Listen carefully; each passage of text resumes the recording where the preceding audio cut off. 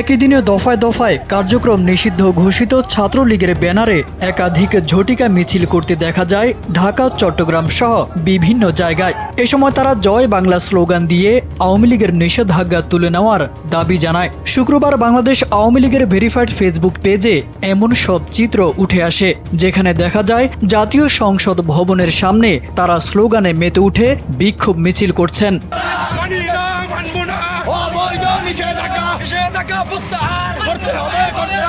এছাড়া ঢাকা মহানগর উত্তর যুবলীগের পল্লবী থানা যুবলীগের সাধারণ সম্পাদক জুয়েল রানার নেতৃত্বে উত্তরা মেট্রো রেল স্টেশনের নিচে একটি বিক্ষোভ মিছিল হয়েছে।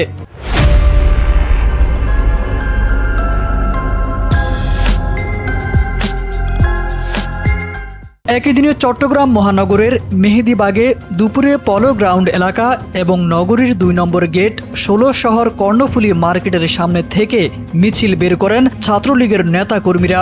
মেহেদীবাগের মিছিলটি MES কলেজ ছাত্রলীগের ব্যানারে GEC মোড়ের বেসরকারি মেডিকেল সেন্টার থেকে গোল পাহাড়ে এসে শেষ হয়। একটি ভিডিওতে দেখা যায় ২ নম্বর ১৬ শহর কর্ণফুলী কাঁচা বাজারের সামনে ছাত্রলীগের নেতাকর্মীরা মিছিল করেন। মিছিলটি কাঁচা বাজারের দিক থেকে ১৬ শহর মোড়ের দিকে আসে। শুক্রবার বিকেলে ৯ জনকে গ্রেপ্তারের বিষয়টি জানান CMPর উত্তর বিভাগের DC আমিরুল ইসলাম। তিনি জানান, কোতোয়ালি থানায় ৬ জন ও ৫ লাইশ থানায় ৩ জনকে আটক করা হয়েছে। তাদের পরিচয় যাচাই বাছাই চলছে।